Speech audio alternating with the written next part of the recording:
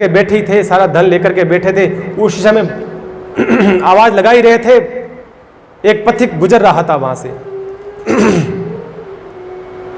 वो चारों आवाज लगा रहे थे, नारायण, वासुदेव, दामोदर, हरिहर हरिहर, जोर जोर से।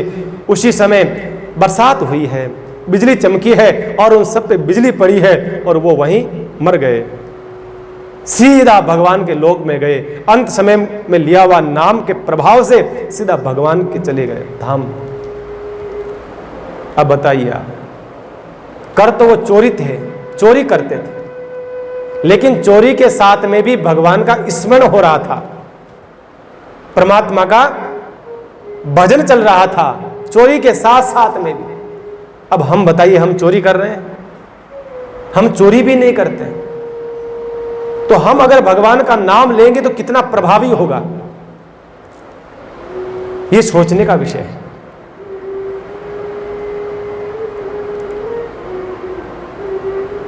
ऐसा नाम का प्रभाव बताया गया है, इतना प्रभावी है नाम। किसी भाव से कोई जीव बचता है तो मैं कह रहा था, तजियो पिता प्रहलाद, विभीषण बंधु, भरत महतारी। भरत ने अपनी मां कैकेयी का त्याग कर दिया, किसके लिए? भगवान के लिए। भगवान के नाम के हेतु से, भगवान के नाम लेने के लिए वो दूर हो गए, अयोध्या से दूर रहने लगे। मैं भगवान का नाम ले सकूं ताकि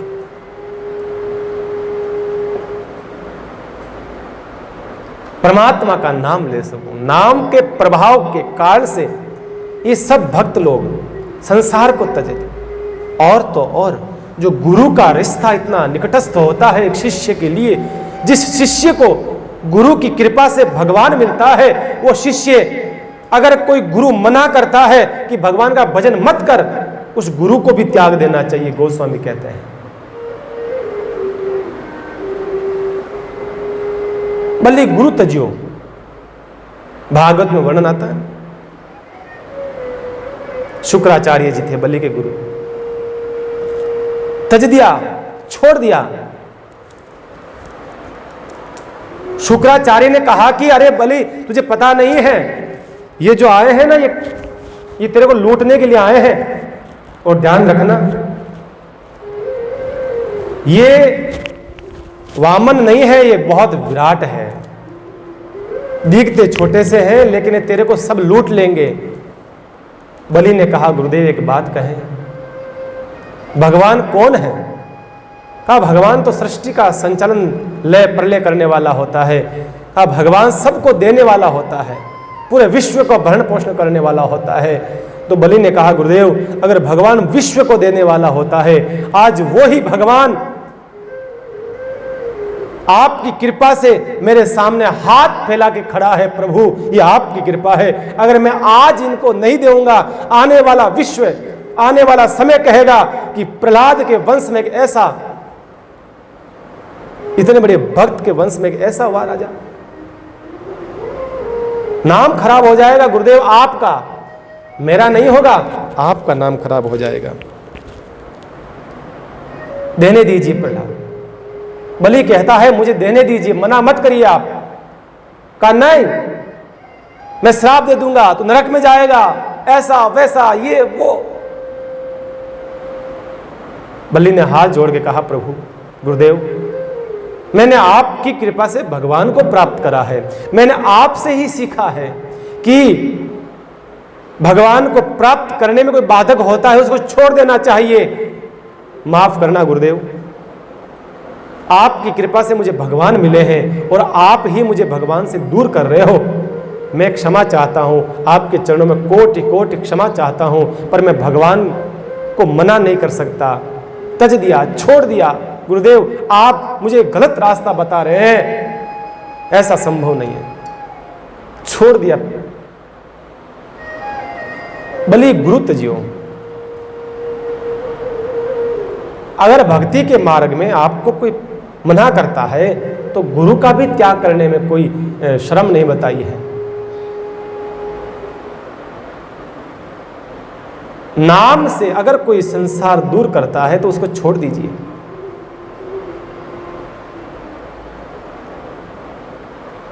इसलिए संत जो है हर पल हर क्षण नाम में जीवन जीते हैं। संतों के नाम इतना जीवन में आ जाता है कि वो कोई वस्तु भी लाते हैं, कोई भोजन भी करते हैं तो कहते हैं भाई फुल्का राम लाना, रोटी राम लाना, सब्जी राम लाना, चम्मच राम, थाली राम। मतलब यह है हर वस्तु में भगवान का दर्शन कर लिया है, हर व्यक्ति में भगवान का दर्शन कर लिया है, हर जीव में भगवान का दर्शन कर लिया है। उन महापुरुषों में हमारी साधना इतनी ऊंची हो जाए, इतनी ऊंची हो जाए कि पत्ते पत्ते में हमें भगवान का दर्शन होने लगे महापुरुषों की तरह। हमारा नाम घटित नहीं होता है, प्रभु का नाम जो है घटित होता है। हमारा नाम हमारे अंदर घटित नहीं होता है। मतलब यह है किसी का नाम शांतिबाई है, किसी का नाम शांतिबाई है पर वो है अशांतिबाई। नाम है पर उसके साथ घटित नहीं हो रहा है। किसी का नाम है शीतल राम, एकदम शीतल राम, बात करो तो बब्बर राम हो जाए, गुस्सा आ जाए, क्रोध कर ले और नाम रख दिया शीतल राम। नाम ऐसा होना चाहिए कि घटित होता हो। भगवान का नाम है दीनानाथ, तो दीनानाथ प्रभु में घटित होता है। दीनों के नाथ है, हकीकत में है। प्रभु का नाम प्रभु में घटित होता है। संसार का नाम संसार वासियों के अंदर घटित नहीं होता। इसलिए संत महात्मा क्या करते हैं, अपने नाम के पीछे दास लगा देते हैं। भगवान का दास है बस। बड़े समझदार है, बड़े होशियार होते हैं संत। या अपने नाम के पीछे राम लगा देते हैं, दास लगा देते हैं, शरण लगा देते हैं, हरि शरण लिख देते हैं, राम शरण लिख देते हैं, प्रभु शरण बना देते हैं, रामदास लगा लेते हैं, श्यामदास लगा लेते हैं।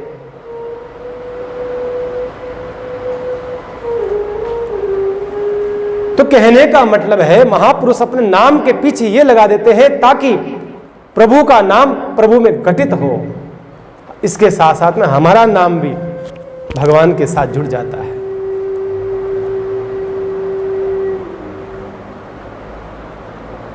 संसार के नाम घटित नहीं होते हैं।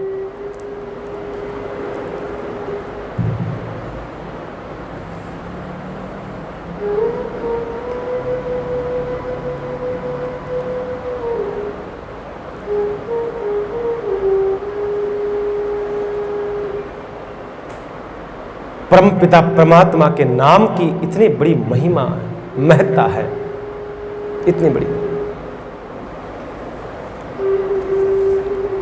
भगवान वो हम नाम जीव लेता है किसी संत का, किसी वस्तु का हम राम लगा करके। हम अगर कुछ वस्तु गिनते भी हैं तो 1 राम 2 राम 3 राम 4 राम करके गिनो ताकि भगवान का नाम तो आएगा। कई भक्त लोग ऐसे होते हैं, कुछ भगवान के जो भक्त होते हैं वो बैठे रहते हैं, पैसा गिनता है, पैसे गिनने काम होता है तो 1 राम 2 राम 3 राम 4 राम 5 राम है?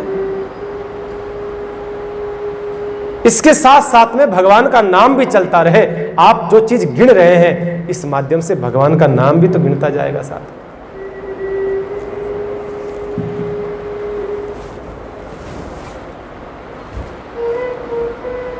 इसलिए अपने बच्चों के नाम भी ऐसे रखो ताकि भगवान से संबंधित हो।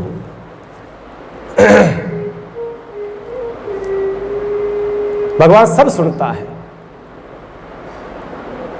हम धीरे से भी अगर कोई नाम लेते हैं तो भी भगवान सुनता है।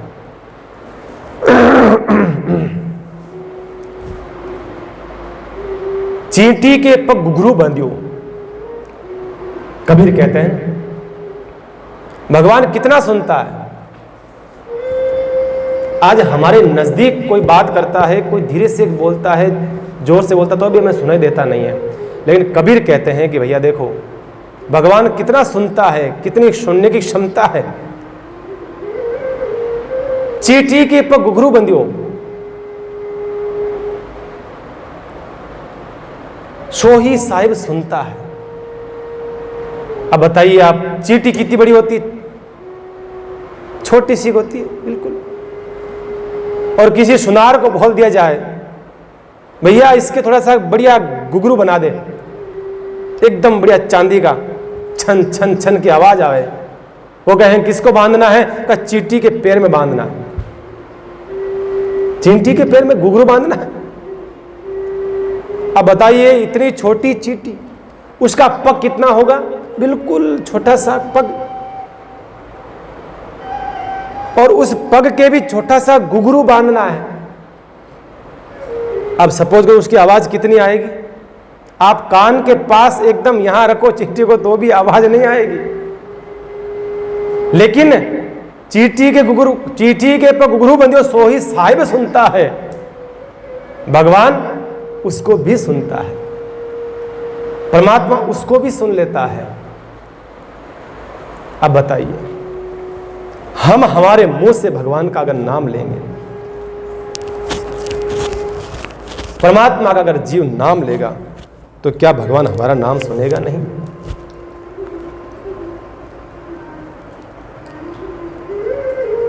नाम इस ढंग से लो कि हमारे कान तक पहुंचे। मारे नाम की पहली सुमरण विधि यह है कि आपके द्वारा लिया हुआ नाम आपके कान तक पहुंचे।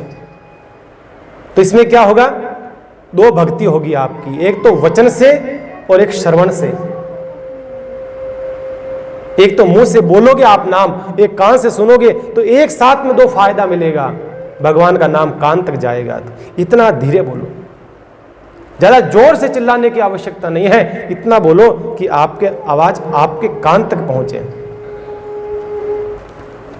संत कहते हैं ना, सुमरण ऐसा कीजिए दूजा लखे न कोई। भजन ऐसा करो, दूसरा लख क्या लेके भाई ये भजन कर रहे हैं, शांत होकर के। होठन फरकत देखिए प्रेम राखिए सोच। नाम ऐसा होना चाहिए। भगवान सब सुनता है, सबकी सुनता है परमात्मा।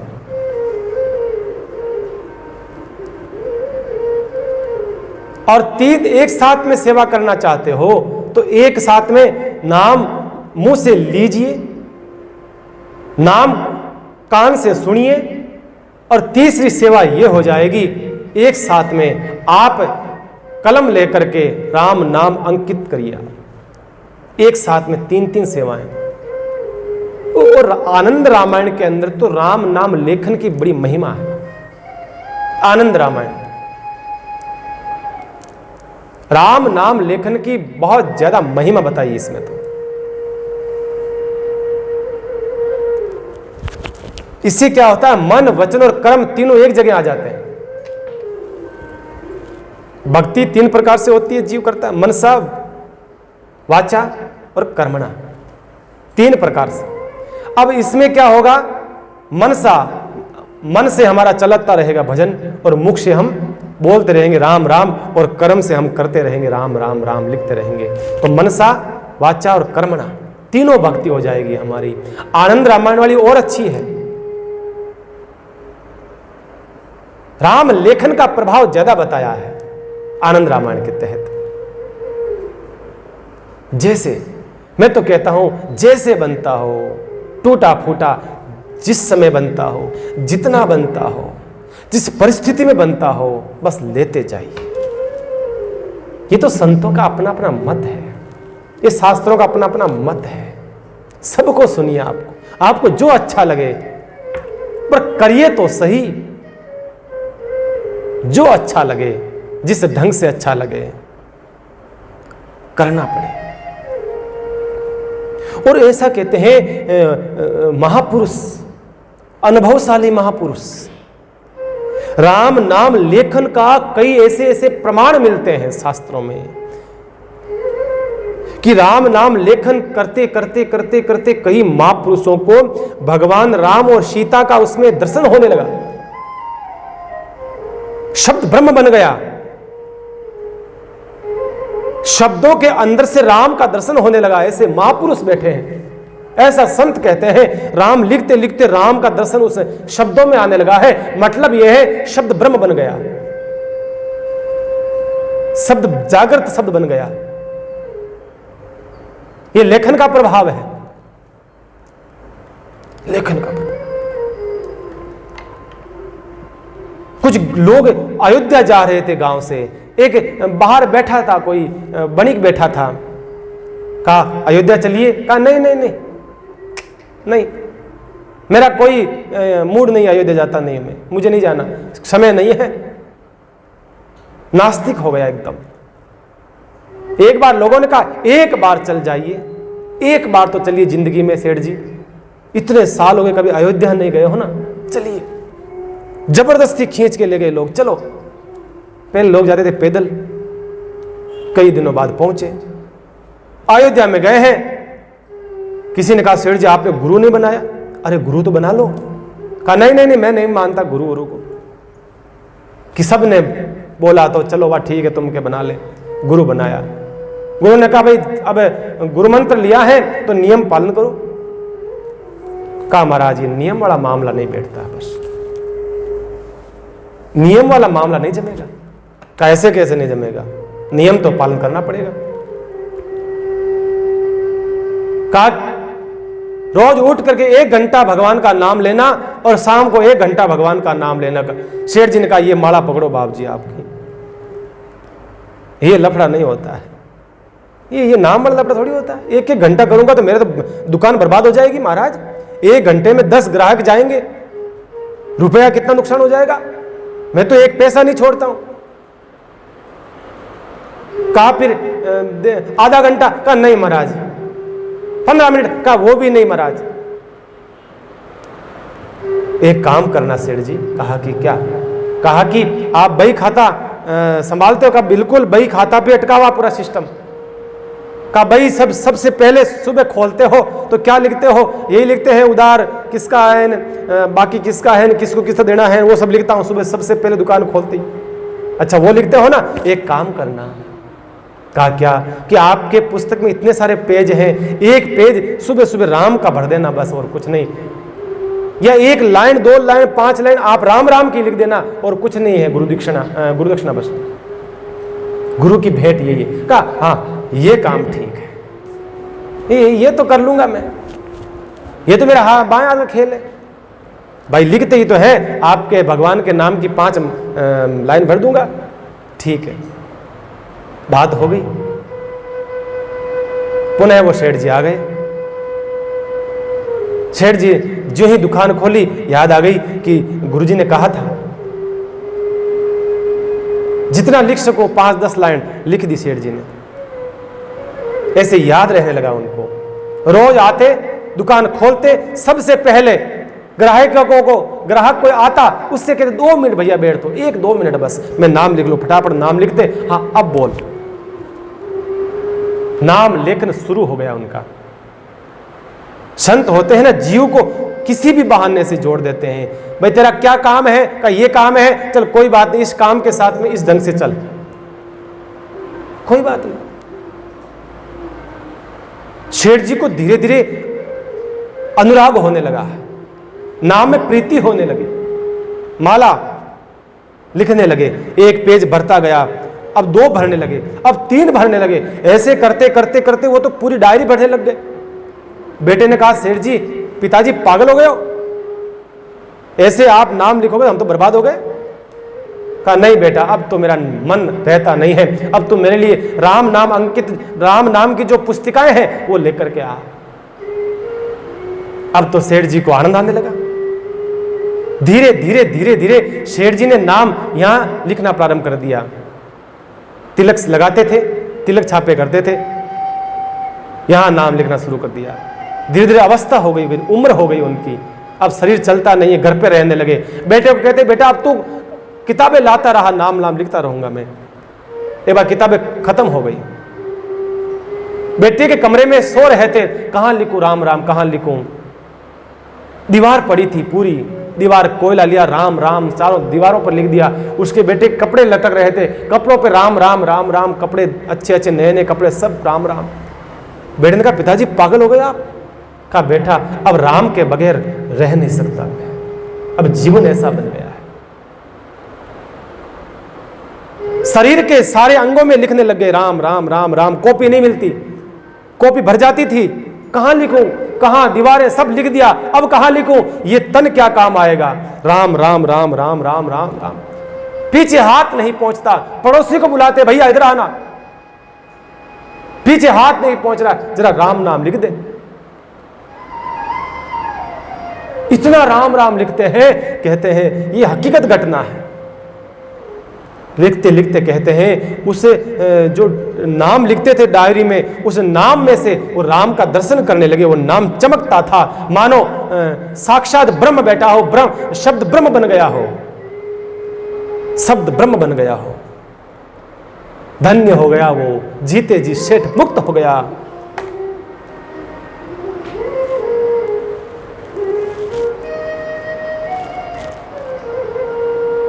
पहली बात तो नशा चढ़ता नहीं है, और चढ़ जाता है फिर उतरता नहीं है। राम नाम की खुमारी चढ़ती नहीं है, जिसको चढ़ी है फिर वो उतरती नहीं है, फिर वो मुक्त हो जाता है। ये नाम का प्रभाव है भैया। हम कहते हैं हमारे को तो इंटरेस्ट नहीं आता है, अभी तक नाम लगते इतने साल हुए, हमारे तो शब्द में से ब्रह्म दिखा नहीं। ब्रह्म दिखेगा कहां से? सामने तो टीवी ब्रह्म चल रहा है, सास बहू चल रही है, पोते पोती खेल रहे हैं, गाजर का हलवा पड़ा है, रसगुल्ले पड़े सामने हैं, चारों ओर से सुख चल रहा है। उन चीजों से बाहर निकलिए आप, एकांत बैठ करके वो मनन, वो चिंतन चले, उसके साथ में लिखवा।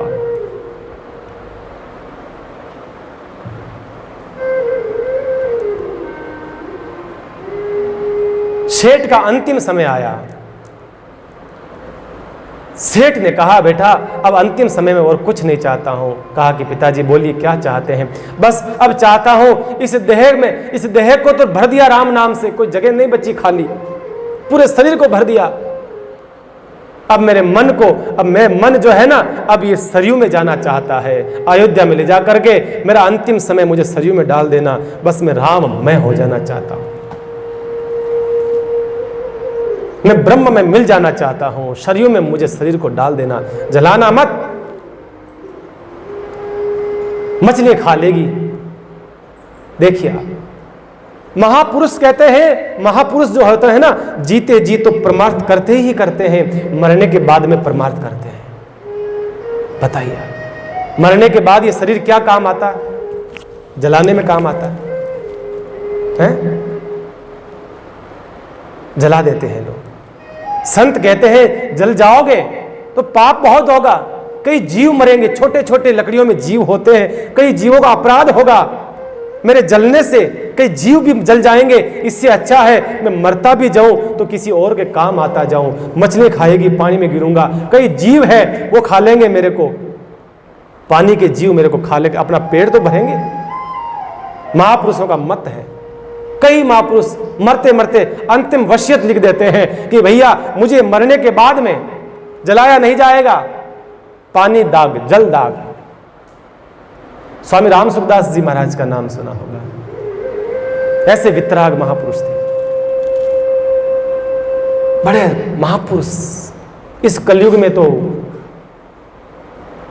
महापुरुष थे, महापुरुष ही थे। वो अपनी अंतिम वसीयत लिख करके गए थे। अपनी अंतिम वसीयत में क्या लिखा? संसार के लोग जब लिख के जाते हैं अपनी अंतिम वसीयत, उसमें अपना धन, अपना प्लॉट, मकान, गाड़ी, बंगला क्या है, कितना है, किसको कितना देना है, सब लिख करके जाते हैं, सब लिख के जाते हैं ना। इसलिए सारे बेटे जब पिताजी जाते हैं तब सब नजदीक आ जाते हैं, इसलिए आते हैं पिताजी किसको क्या देते हैं, इसलिए नहीं आते कि सेवा करनी पिताजी की, नहीं। अब अंतिम समय आ गया है, वसीयत लिखने जा रहे हैं। फकीरों के पास क्या है वसीयत, क्या है उनके पास? राम के अलावा कुछ नहीं। राम सुखदास जी महाराज ने यही लिखा है, मेरा शरीर चला जाए, सबसे पहली बात तो किसी का इंतजार मत करना। देखिए, मेरे शरीर को जलाने के लिए किसी का इंतजार मत करना कि वो आएगा वो आएगा वो आएगा तब जलाए, तब ले जाएंगे इनको शरीर को। नहीं, मैं जैसे ही चला जाऊं मेरे शरीर को ले जाना और सीधा गंगा जी में डाल देना, गंगा जी में डाल देना बस। ये है महापुरुषों की वसीयत। अंतिम समय जागकर मरते से भी काम आऊं मैं, मरते मरते भी।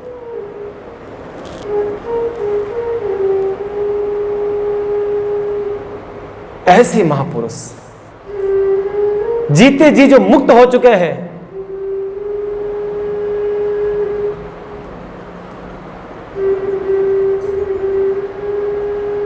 जीवन रहे और इच्छाएं मुक्त हो जाए, वही मोक्ष है। मैंने कल ही कहा था, जिंदगी रहे इच्छाएं मुक्त हो जाए जीव तो वही मोक्ष है, और जिंदगी खत्म हो जाए इच्छाएं रह जाए वही मृत्यु है, वही मृत्यु है, वही मौत है। मोक्ष में और मौत में इतना फर्क है बस। महापुरुष अपनी इच्छाओं को नष्ट करते हैं, सबसे पहले तो खत्म करा, मारा। तो राम नाम से, भजन के प्रभाव से ये सब चीजें संभव है जीव के लिए। बस यही मेरा निवेदन है, राम नाम मुद मंगलकारी। इस संसार में जो राम का नाम है ना, ये जीवों को पार करने वाला है। ऐसी राम की महिमा को सुनते जाइए और आगे से आगे लोगों को भी सुनवाते जाइए। ये भी काम आप सब करिए, घर बैठ करके आप सब कथाएं सुनते हैं, इतना तो काम कर ही सकते हैं हम। आगे से आगे लोगों को सुनवाने की भी आप लोग पुण्य कमाइए। मेरा यही सबसे मेरा निवेदन है। 1 घंटे का समय कैसे व्यतीत हो जाए, बीत जाए, पता ही न चले। ये राम नाम की कृपा है। मुझे तो पता ही नहीं चलता है कैसे समय क्षणिक लगता है। कुछ शुरू करूं उससे पहले समय खत्म हो जाता है। ये नाम का प्रभाव है प्यारे, ये भजन का ही प्रभाव है। ऐसी नाम महिमा का आप लोग सब श्रवण करें बड़े प्रेम के साथ में। आइए समय